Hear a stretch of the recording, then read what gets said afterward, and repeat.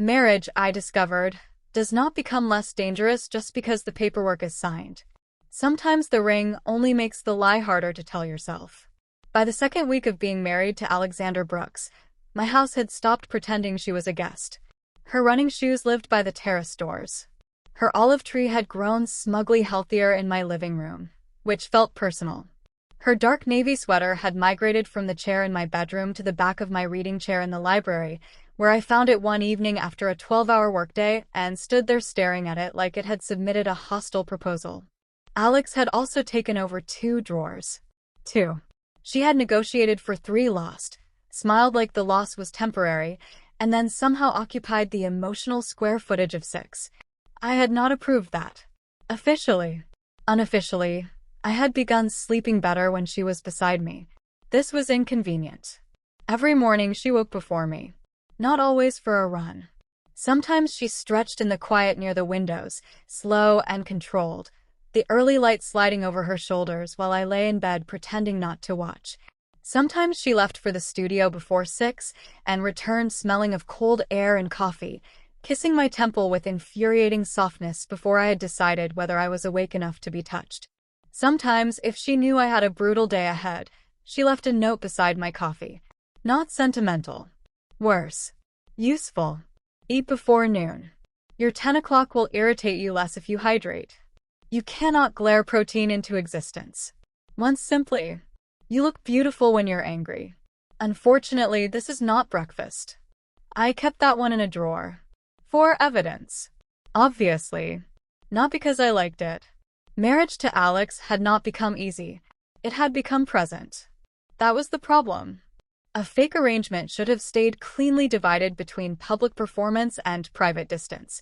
A strategic engagement should have behaved like a document, reviewed, signed, filed, and referenced only when necessary. But Alex was not a document. She was barefoot in my kitchen, asking whether I had eaten. She was a hand at the small of my back when we entered a crowded room. She was a low laugh in my bed at midnight when I said something too sharp, and she caught the fear under it instead of the insult over it.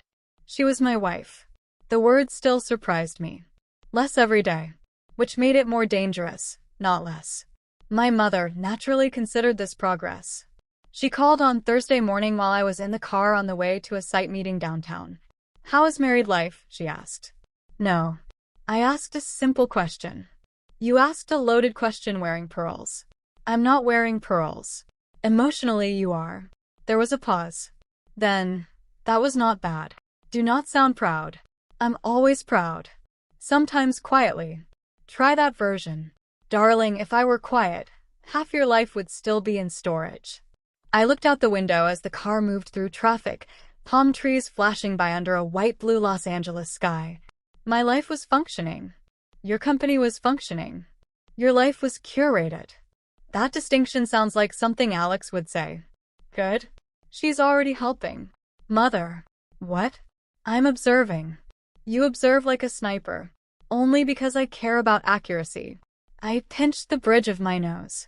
You know, she continued, Gloria called me. Why? To say she saw you and Alexandra at the museum board lunch. Of course she did. She said you looked happy. I was standing. She said Alexandra looked at you like you were the only person in the room. Something in my chest tightened before I could stop it. I hated when my body reacted before my sarcasm arrived. My wife has manners, I said. She has more than manners. Stop. I'm not interfering. You are narrating from a balcony. I'm merely saying, sometimes a thing begins badly and still has the decency to become beautiful. That was almost wise. I have range. I'm hanging up now. One more thing. No. There's an event Saturday at Alex's studio, isn't there? I went still. How do you know that? Gloria mentioned it. Of course Gloria had. Alex's studio was hosting a private wellness fundraiser, a small event for clients and donors connected to a women's recovery foundation. I knew about it because Alex had mentioned it twice, casually, and then not mentioned it again because she was careful with pressure. I had not yet said whether I would attend. I had planned not to. Then I had planned to. Then I had planned to pretend I had never received the invitation. Healthy. Mature. Entirely normal. I may stop by, I said. You should. Do not instruct me. I'm encouraging you. You weaponize encouragement. Only with family. Mother. Alex lives beautifully in your world, my mother said, her voice gentler now. You should try stepping into hers without treating it like a visiting delegation. I said nothing. Because I hated that. Because it was true. I'll think about it, I said. Excellent. That means I'll think about it. Yes. And thinking for you often becomes doing once pride exhausts itself. I ended the call. Not because she had one. Because the driver looked amused in the rearview mirror, and I had limits. Saturday arrived warm, clear, and golden. The kind of Los Angeles afternoon that made wealth look like weather. Alex left early to prepare the studio. I had watched her dress from the doorway of our bedroom, which I still found unsettling to think of as ours, even though her watch sat on the dresser and her book lay open on the left nightstand. She wore high-waisted black trousers, a sleeveless cream blouse, and a loose dark green jacket that made her eyes look sharper. Her hair was pulled back at the nape of her neck. Elegant, understated, athletic in the way she could never quite turn off. You're staring, she said, fastening one earring. I'm assessing.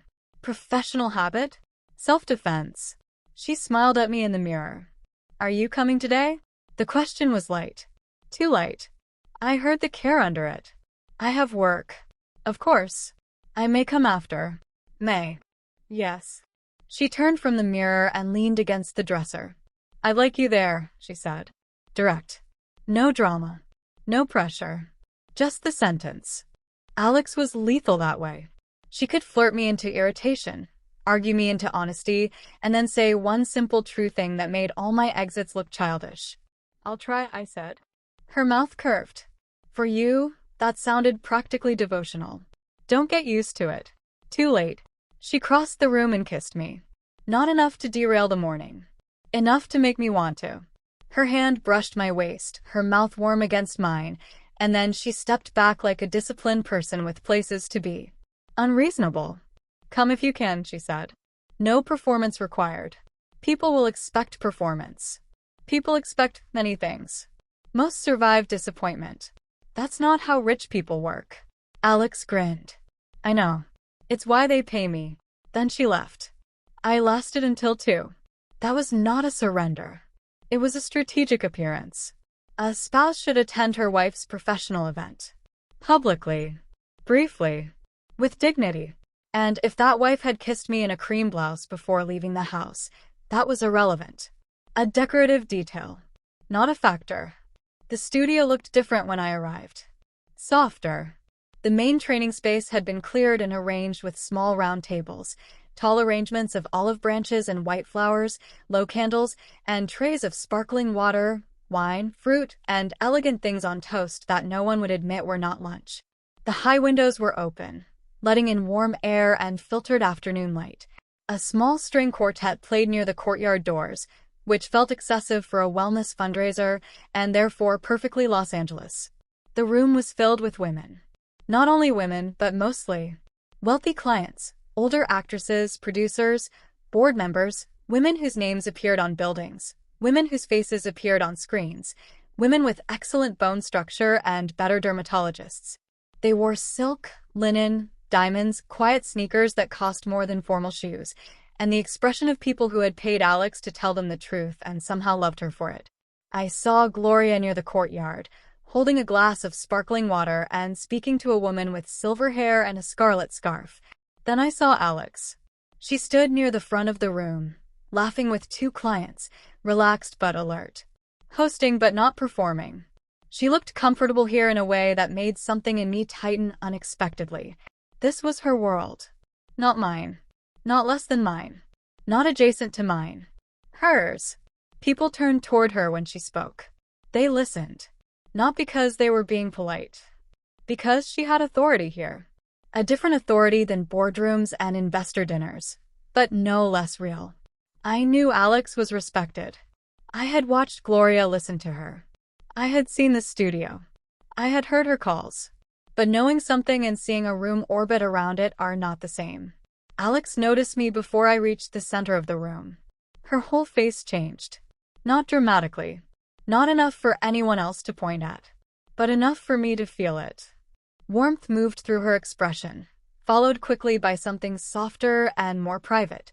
Then she crossed to me. Everyone saw. Of course they saw. Rooms like this were built on observation disguised as casual elegance. Alex stopped in front of me. You came, she said. I said I might. You did. I am occasionally consistent. Occasionally. Don't get ambitious. Her smile deepened. Then she leaned in and kissed my cheek. Not my mouth. Public. Appropriate. Warm. Still enough to make my skin remember things I did not want remembered near canapes. Thank you, she said near my ear. My irritation softened against my will. You're welcome, I said. Then, because sincerity needed supervision, I added, this is very tasteful. Suspiciously so. I borrowed your mother's florist. I looked at her. Alex's eyes brightened. You did what? She insisted. Of course she did. She said my olive branches lacked emotional strategy. That sounds like her. She also said your left side is still better. I'm going to block both of you from my life. Too late, Alex said, touching my ring lightly with her thumb. Legal complication. My body reacted to that tiny touch with absolutely no respect for context. A woman nearby smiled into her glass. I decided to hate her too. Alex guided me toward Gloria, who greeted me like she had been waiting for Act 2. Vivian, Gloria said, kissing the air near my cheek. You look radiant. Thank you. Marriage suits you. It's only been a week. Some things work quickly. I glanced at Alex. She looked innocent. Badly. Gloria, I said, you train here twice a week? 3 times when Alex is being cruel. Honest, Alex corrected. Cruel with credentials, Gloria said. But effective. Another woman joined us, then another. For 20 minutes, I stood beside Alex while clients told me stories about her with the affection of survivors. She made me fire my 3rd physical therapist, one said. I did not make you, Alex replied. I asked why you were paying someone who made you feel worse and calling it loyalty. She does that, another woman said. Asks one question and ruins your self-deception. I offer a service, Alex said. I looked at her. Yes, I said. I've noticed. Her eyes found mine. There it was again. The private current under the public surface. The room continued around us, polished and warm, but for half a second, I could feel the memory of her in our bedroom, her hand at my waist, her voice in the dark telling me I had let her in. Then someone laughed too loudly near the door. Alex looked past me. Her expression shifted. Not much. Enough. A woman had entered. Late 30s, maybe early 40s. Tall, striking, dark hair cut just below her jaw, mouth painted deep red, silk blouse the color of champagne, white trousers, gold jewelry, skin that looked professionally lit. She moved through the room like someone accustomed to being welcomed, watched, and forgiven. Several people turned. Gloria's smile tightened. Interesting. The woman crossed directly toward us. Alexandra, she said. Her voice was rich and amused, the kind of voice that made every word sound like it had a second bedroom. Alex smiled. Polite. Not warm in the way she had been with Gloria. Not cold either. Camille, she said. Camille. I disliked the name immediately. For no reason. Obviously. Camille kissed Alex on both cheeks, lingering half a second longer than necessary. I felt my face arrange itself into something pleasant and legally defensible. There you are, Camille said, touching Alex's arm. I was starting to think marriage had made you unavailable. Alex's smile stayed easy. Work made me unavailable. Marriage just improved my calendar. Several people laughed softly. Camille's eyes moved to me. Slowly. Assessing. Vivian Dawson, she said. Of course. Of course. 2 words that contained recognition, evaluation, and mild disappointment that I was not easier to dismiss. Camille, Alex said, this is my wife, Vivian. My wife. The words landed cleanly. Possessively? No. Not quite. Clearly. That was almost worse. Camille extended a hand. Congratulations, she said. Thank you, I replied. Her handshake was cool. Her eyes were not. I must admit, she said, smiling, when I heard, I thought someone had gotten this story wrong. How understandable, I said. People do struggle with accuracy. Alex's mouth twitched. Camille laughed lightly. Oh, I didn't mean it that way. Of course she did. No one in rooms like this meant things that way. Things simply arrived there on their own, wearing good shoes. It was all so sudden, Camille continued. Very romantic, I suppose. Or very Los Angeles. Those are not always opposites, Alex said. Camille looked at her with intimate amusement. No, I suppose you would know. My hand tightened around my glass. Not enough to break it. I had excellent glass discipline. Alex's gaze flicked to me. Briefly. Checking. I smiled. Not at Alex. At Camille. A boardroom smile. Beautiful. Sharp. Entirely unhelpful to warmth. Camille turned toward Alex again. I've missed you. My hips have been staging a revolt since you abandoned me. I didn't abandon you, Alex said. You canceled 3 sessions. I was in Milan. Your hips didn't go to Milan. Camille laughed and touched Alex's arm again. Again. See, Camille said, looking at me. This is why we all adore her. No respect at all. Respect and indulgence are different things, Alex said. Camille's eyes stayed on Alex. And you never indulge me. Not when you're paying me not to. The line was clean. Professional. A boundary wrapped in humor. I should have appreciated it. I did appreciate it. I also wanted Camille's hand removed from my wife's arm. A primitive thought. Unattractive. Deeply beneath me. And yet, there it was, wearing diamonds and breathing through my nose. Camille finally let go. So she said to me, how is it having our Alexandra at home? Our Alexandra. Absolutely not. Not outwardly, of course. Outwardly, I remained composed. Inside, something in me stood up slowly and removed its earrings. She's very disciplined, I said. Alex glanced at me. Camille smiled. Isn't she? Though I imagine she behaves differently in private. The room seemed to tilt by 1 degree. Not enough for anyone else. Enough for me. Alex's expression changed. Camille, she said. Soft. Warning. Camille lifted her hands lightly. I'm only teasing. My smile did not move. Teasing often reveals what manners try to hide, I said. Gloria made a small sound into her drink. Alex looked at me now. Fully. I did not look back. Camille's smile sharpened, but she recovered quickly. You're funny, she said. So I've been told. Alex always did like women with teeth. This time, Alex did not let it pass. Enough, she said. Not loud. Not rude. But the word landed. Camille blinked. The people closest to us suddenly became very interested in their glasses. Alex's voice stayed calm. Vivian is my wife. Not a topic. My chest tightened. Camille's face shifted. A flicker of surprise. Then something like embarrassment, quickly covered with a smile. Of course, she said. I didn't mean anything by it. I know, Alex said. And now you do. Silence. Small. Sharp. Then Gloria, blessed woman, turned to me and said, Vivian, have you seen the courtyard? Alex has finally admitted plants matter. The moment broke. Gracefully. Socially. No blood on the floor. Camille excused herself a minute later, moving toward the wine table with a little less confidence than she had arrived with. Alex's hand found the small of my back.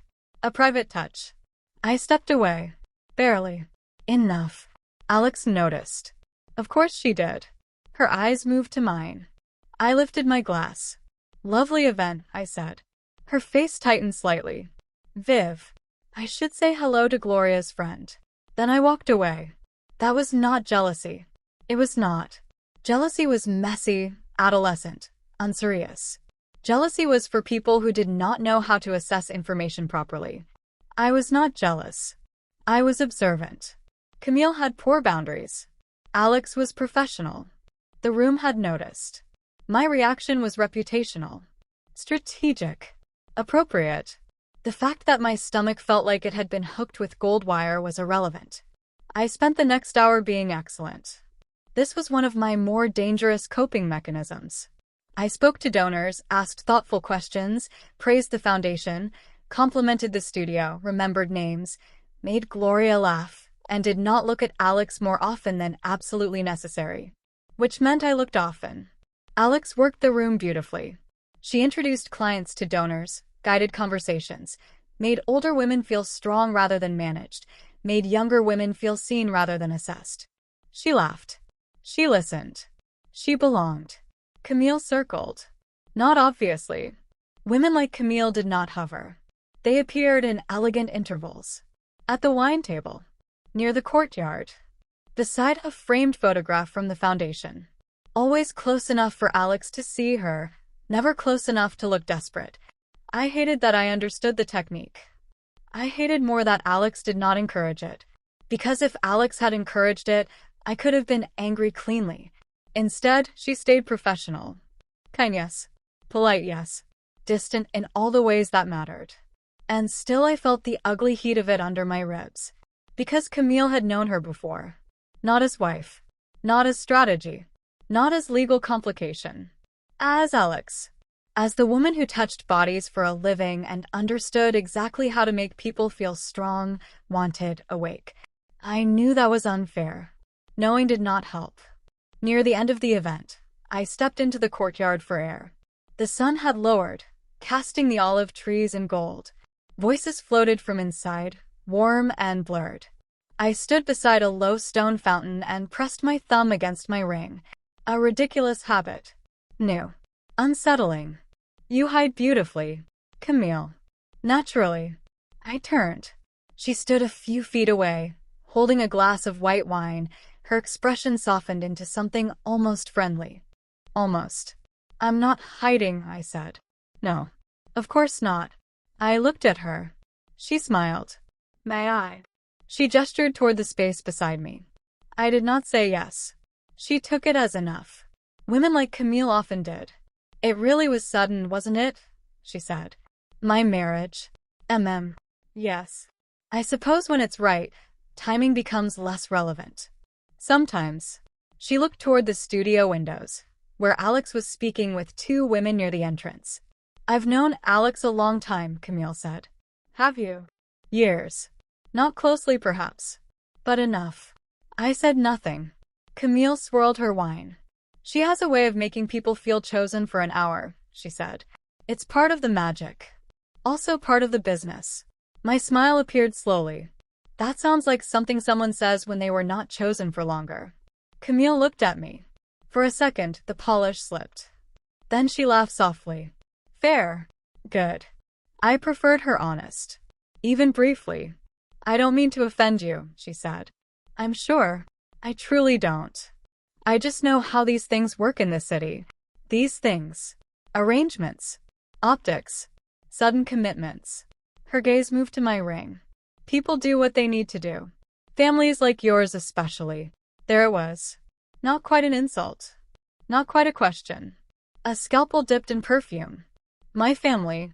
I asked. Come on, Vivian. She said my name like we were already closer than we were. You don't have to pretend with me. I understand temporary structures. Temporary. The word hit clean. Too clean. I kept my face still. Years of practice. Do you? I said. She softened her voice. Alex is free. She always has been. I would hate to see her folded into someone else's public life because it's convenient. The fury came so quickly it almost became calm. Almost. That's generous, I said. I care about her. No, I said. You enjoy access to her. Camille's eyes narrowed slightly. I stepped closer. Not much. Enough. Alex is not a lifestyle service. She is not an experience people rent when their marriages bore them or their bodies stop obeying. She is not free because she lacks standards, and she is not temporary because you failed to become permanent. Camille's face changed. This time the slip was larger. Good. I smiled. Do not confuse her grace with availability, I said. It's a common mistake. I'd hate for you to repeat it while wearing such a good blouse. For 1 second, I saw exactly what Camille might have been without polish. Hurt. Angry. Lonely. Then the mask returned. You're sharper than I expected, she said. I'm often underestimated by people flirting with my wife. Silence. Then Alex's voice came from behind me. Viv. I turned. She stood at the courtyard entrance. Her face unreadable. Wonderful. Excellent. Exactly what this needed. Camille recovered first. Alexandra, she said lightly, your wife was just educating me. Alex's gaze did not leave mine. I heard enough. Did you? I said. Her jaw tightened. A small movement. Dangerous. Yes. Camille looked between us and wisely chose retreat. Well, she said, smiling with what remained of her dignity, I should say goodbye to Gloria. No one stopped her. When she left, the courtyard seemed to expand around us. Alex stepped outside fully. The door closed behind her. For several seconds, neither of us spoke. The fountain moved quietly. Inside, someone laughed. Alex looked at me with a controlled expression I hated immediately. That was unnecessary, she said. The words landed like a slap. Small. Precise. I went very still. Excuse me. You didn't need to do that. She insulted you. She baited you. She implied our marriage is temporary. It is complicated. That is not the same thing. I know. Do you? Alex exhaled slowly, then looked toward the olive trees, as if gathering patience. That made it worse. Do not manage me, I thought. Do not train or breathe your way through this like I am another client refusing hydration. She wanted a reaction, Alex said. She got one. Yes. From your wife. Alex's eyes came back to mine. The word hit both of us. Wife. Not soft this time. Sharp. Mine, but in the ugliest voice. Her face changed. Is that what this was? What? Your role. My mouth opened. Closed. Too late. She saw it. Alex's voice lowered. Viv, do not use wife like a weapon because you're afraid to admit you were jealous. There it was. The word. Jealous. Exposed in daylight. Ugly little thing. I laughed once. Cold. I was not jealous. No. No. I was correcting a public disrespect. This was not a boardroom. I noticed. The boundaries were worse. Her eyes flashed. Good. Finally. Control leaving both sides of the table. She is my client, Alex said. She was touching you. She touches everyone. Not a defense. I corrected her. After she had already said enough. I corrected her in the room, in front of everyone, without humiliating her. How generous. Alex stepped closer. Not soft now. Not teasing. This was the Alex most of her clients probably met when they lied to themselves and expected politeness to save them. You don't get to punish me because another woman wanted attention. I am not punishing you. You walked away from me. I was giving you space to work. Don't do that. What? Make your withdrawal sound noble. The words hit harder than I expected. I looked away. Mistake. Alex saw that too. You were hurt, she said. I was irritated. You were hurt. I was embarrassed. That too. I turned back. Do not analyze me in your professional voice. This isn't professional. Then stop sounding so calm. I am trying very hard not to say something cruel. By all means. Don't restrain yourself on my account. Her jaw shifted. For a moment, she looked away. When she looked back, her voice was quieter. I have spent years building a career where wealthy women feel allowed to be vulnerable without turning me into entertainment. Some flirt. Some test. Some get attached to the feeling of being seen. I handle it. Carefully. Professionally. Without contempt. I did not accuse you of contempt. No. You accused me of letting her disrespect our marriage. I inhaled. Too sharply. Because yes, that was exactly what I had accused her of. Not in those words. But in the room beneath the words. Alex nodded once. Like my silence confirmed what she already knew. I need you to trust me in my own world, she said. I came to your world. And the second it made you feel uncertain, you tried to dominate it. That one hurt. Because it was too close. Because my mother had said similar things in prettier language. Because I had come here wanting to be supportive and had ended up standing in a courtyard with jealousy wearing my voice. I defended you, I said. I didn't ask you to defend me by making another woman bleed. She was not bleeding. She was embarrassed. She should be. Alex's eyes narrowed. Careful. No, the anger rose hot now, fast and clean because it was easier than fear. You don't get to tell me to be careful after letting some woman imply I'm a temporary rich wife in front of my face. She didn't say that in front of your face. She said it in the courtyard. To get exactly this. And you're angry at me. I'm angry that you let her decide the shape of us for 5 minutes. The word stopped me. Alex heard it too. Her expression shifted, but the anger did not leave. I didn't let her decide anything, I said. Yes, you did. The second she suggested this might be temporary, you believed the part of yourself that already fears it. My chest tightened. No. Viv. No. She stepped closer. I stepped back. Her face changed. Hurt. Quickly hidden. Not quickly enough. That hurt me more than anything Camille had said. Alex looked down, then nodded once. Okay. The word was soft. Too soft. I hated it. I wanted the fight back. The fight was safer. Alex.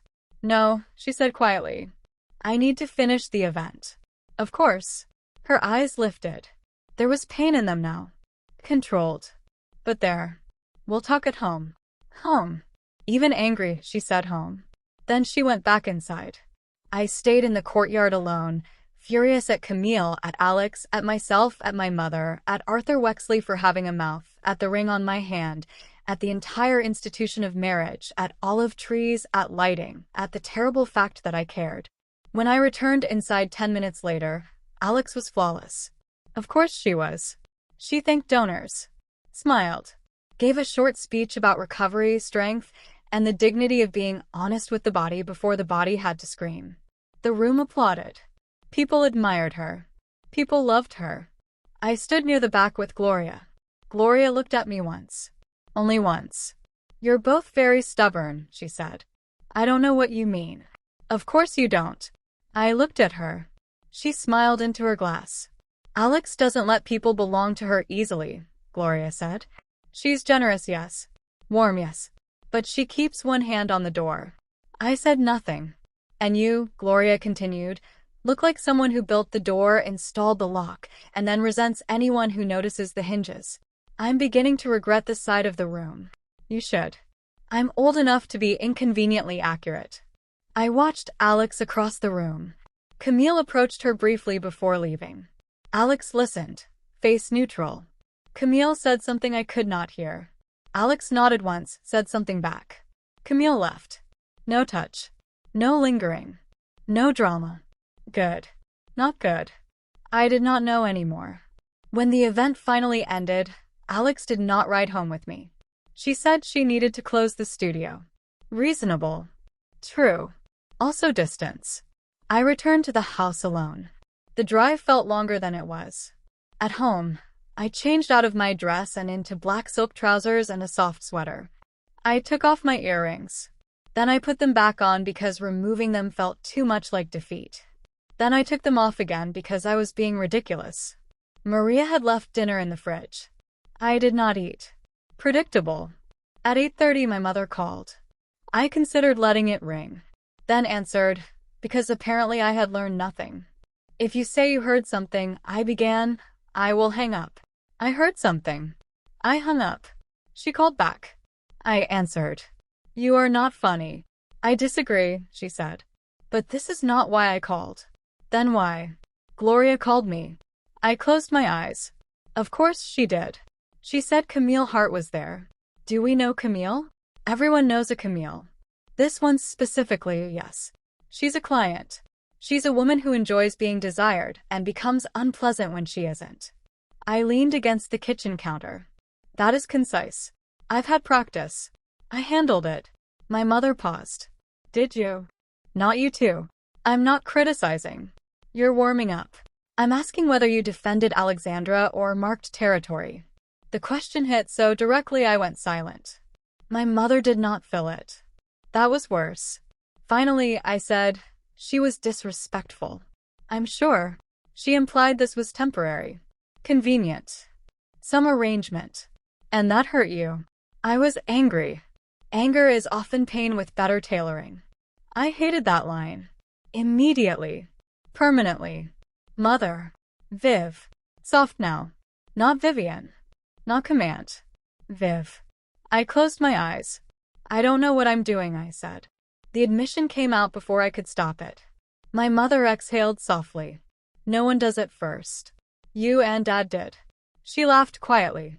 Your father and I spent our first year married arguing about curtains, dinner, and whether love required two people to share bad habits. That sounds manageable. I once threw a dinner roll at him. My eyes opened. You what? He ducked. Very athletic, your father. I almost smiled. Almost. He said, she continued, that if I wanted him to feel cherished, I needed to stop arranging his life like a museum wing. That sounds like him. It was very annoying. I'm sure. He was right. The quiet after that was warmer. Sad, but not heavy. My mother said, Alexandra is not yours because you claim her in front of another woman. She becomes yours because she chooses you when no one is watching. And you become hers the same way. I looked toward the hallway that led to my bedroom. Our bedroom. She corrected Camille, I said. I'm sure she did. I still felt replaceable. The word hurt. Because yes. Not exactly. Completely. I hate this, I whispered. I know. It's humiliating. No, my mother said. It's human. Very inconvenient. Terrible for scheduling. But human. I laughed once weakly. Then the front door opened. I straightened. Alex was home. My mother heard the shift in my breathing because she was a witch with pearls. She's there, she said. Yes. Good. Do not give me instructions. Fine, she said. I'll give you one invitation. Try honesty before strategy. Just once. As an experiment. I ended the call. Alex entered the kitchen a moment later. She had changed at the studio into jeans, a white t-shirt, and a dark jacket. Her hair was loose now. She looked tired. Not physically. Emotionally. I hated that I had done some of that. She stopped at the kitchen entrance. Hi, she said. Such a small word. So dangerous after a fight. Hi. Neither of us moved. The whole house seemed to hold still around us. I'm sorry, I said. Alex's face changed. She had not expected me to start there. Good. Neither had I. I gripped the edge of the counter. I was jealous, I said. The word felt awful. Too naked. Too young. Too true. Alex stayed very still. I know, she said softly. I gave her a look. Don't sound pleased. I'm not pleased you were hurt. That was almost evasive. Her mouth curved faintly, but it faded. I'm glad you said it. I looked down. My ring caught the kitchen light. I hated how she talked to you, I said. And I hated that she knew you before I did. Which is irrational. A little. Do not agree too quickly. Sorry. And I hated that she looked at me like I was temporary. Alex stepped into the kitchen. Slowly. I don't think you're temporary. I know. Do you? I opened my mouth. Closed it. Alex stopped a few feet away. Not pushing. Waiting. Always waiting when it mattered. I'm trying, I said. Her expression softened. It nearly ruined me. I'm not Camille's, she said. I know. I'm not anyone's client fantasy. I'm not available because I'm warm. I'm not undecided because I'm friendly.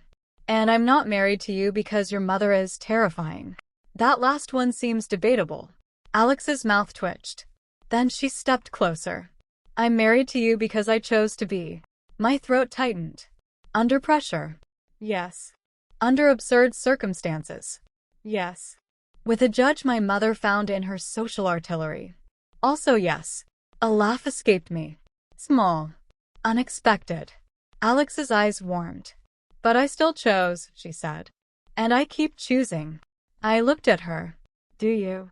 Yes. For now. Her expression shifted. Pain crossed it again. I regretted the words instantly. But they were true. That was the ugliest part. The fear had a voice, and it sounded exactly like me when I was trying not to beg. Alex moved closer until she stood just in front of me. Viv, she said, low and steady, I need you to hear me. I don't want Camille. I don't want a client. I don't want a clever little affair with someone who likes being corrected and calls it intimacy. I don't want almost. I don't want available. I don't want easy. Her hand lifted. Paused. I nodded. She touched my face. I want you, she said. No performance. No flourish. No softness added to make it safer. Just the sentence. My eyes stung. Absolutely not. No. We were not doing tears in the kitchen. I looked away. Alex's thumb brushed my cheek. I know you're scared. I am not scared. Viv. I am furious. Yes. And scared. The admission was barely audible. Alex stepped closer. This time I let her. Her arms went around me slowly, giving me time to reject the comfort. I did not. I stood stiffly for about 3 seconds, out of principle. Then I folded into her. The relief was humiliating. Her hand moved over my back. Slow. Steady. I'm sorry too, she said near my hair. You were right. I know. I pinched her side. She laughed softly. I was also hard on you, she said. You came into my world and got hit exactly where it hurt. I should have seen that sooner. You did see it. Not soon enough. You corrected her. Yes. I still wanted to do it myself. I noticed. She was very annoying. She touched your arm. She does that. I hated it. I noticed that too. I leaned back enough to look at her. You're enjoying this a little. No. Alex. A tiny bit. I narrowed my eyes. Not because you were hurt, she said. Because you were jealous in a very elegant, terrifying way. That is not a compliment. It absolutely is. You have poor survival instincts. I married you. Exactly. Her smile softened. The air changed again. Not into peace. Not exactly. Into heat with bruised edges. The fight had not disappeared. It had moved into our bodies, into the charged space between apology and want, into the knowledge that we had hurt each other and still stepped closer. Alex's hand was still at my waist. Mine had found the front of her jacket. Neither of us looked away. This does not mean you get to be smug, I said. I am never smug. You are professionally smug. I'm professionally honest. You're professionally impossible. And yet, she murmured. I hated that my mother had infected her vocabulary. I hated more that I kissed her for it. The kiss was not gentle. Not at first. It had too much argument left in it, too much fear, too much of the courtyard and Camille's red mouth and Alex's steady voice telling me not to use wife as a weapon. Alex answered with equal heat, one hand sliding into my hair, the other pulling me closer by the waist. Not careful in the same way as before, but still conscious. Still listening. My back met the kitchen island. Again. Apparently, my kitchen had become a recurring witness. I would need to apologize to the tile. Alex broke the kiss first, breathing hard. If we keep doing this in the kitchen, she said, Maria is going to start leaving warnings. She works for me. She likes me. Everyone likes you. Her eyes darkened. Not everyone matters. The sentence moved through me like a hand closing around something tender. I kissed her again. Slower this time. Deeper. Less anger. More need. That was worse. Alex's mouth moved from mine to my jaw, then paused near my ear. Listen to me, she whispered. I dislike sentences that begin that way. I know. Her hand slid down my arm until her fingers found my ring. She lifted my hand between us and kissed the band. Then my knuckle. Then my palm. My breath caught. Alex looked at me. I chose this, she said. Another kiss, softer, inside my wrist. I chose you in front of them. Another. And I choose you when they're gone.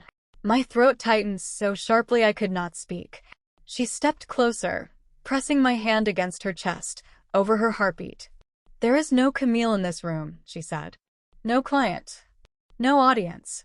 No mother. No Arthur. No one else. Her eyes held mine. Just you and me. The last of my anger broke. Not vanished. Broke open. Under it was fear. Under fear, want. Under want. Something much more dangerous that I refused, for now, to name. I pulled her to me. This kiss was different. Not a fight anymore. A surrender neither of us called surrender, because we both had reputations to maintain. Alex lifted me slightly onto the edge of the island, not dramatically, not like a performance, but with that effortless strength that made my entire nervous system reassess its priorities. I made a sound of protest. Very mild. Entirely unconvincing. She smiled against my mouth. Mad, she murmured. Don't. Or married. I laughed despite myself, breathless and furious about it. Then her hands settled at my hips, and laughter dissolved into something warmer. The kitchen disappeared. The event disappeared. Camille disappeared. There was only Alex, her body between my knees, her mouth returning to mine with devotion sharpened by desire, her hands steady enough to make my own tremble. When she carried me upstairs, I objected exactly once. On principle, she said, noted, and did not put me down. In our bedroom, the lamps were low, the curtains still open to the dark garden beyond the windows. Alex set me on my feet beside the bed, then stopped. Always stopping. Always letting me choose the next inch. I touched her face. You're very careful for someone so invasive, I said. Her smile was small. You like that I'm careful. I didn't say that. You didn't have to. I slid my hand to the back of her neck. Her eyes lowered to my mouth. This doesn't fix everything, I said. No. I may still be difficult. Could. I'd worry if you became agreeable overnight. Terrible thing to say to your wife. I'll make it up to her. The heat in her voice moved through me, so fast I forgot the next clever thing I had planned to say. She kissed me again before I could recover. This time there was no rush toward proof. No need to turn jealousy into possession. Alex loved like she trained. Attentive, honest, unafraid of effort. She learned where I held tension and where I pretended not to. She kissed the sharpness out of me slowly, not to dull it, but to find the woman underneath who had been bracing so long she had mistaken armor for skin. And when desire finally pulled us past words, it was not a fade into softness. It was fire with trust inside it. It was my hands in her hair and her mouth at my throat, my name in her voice and her ring cool against my skin. It was the unbearable relief of being wanted by someone who did not make wanting feel like weakness. Later, when the room was dark and the house quiet, I lay beside her with one leg tangled with hers, my head turned toward the window. Alex's fingers moved lazily over my shoulder. Neither of us spoke for a while. Then I said, I embarrassed myself today. Alex kissed my shoulder. A little. I turned my head.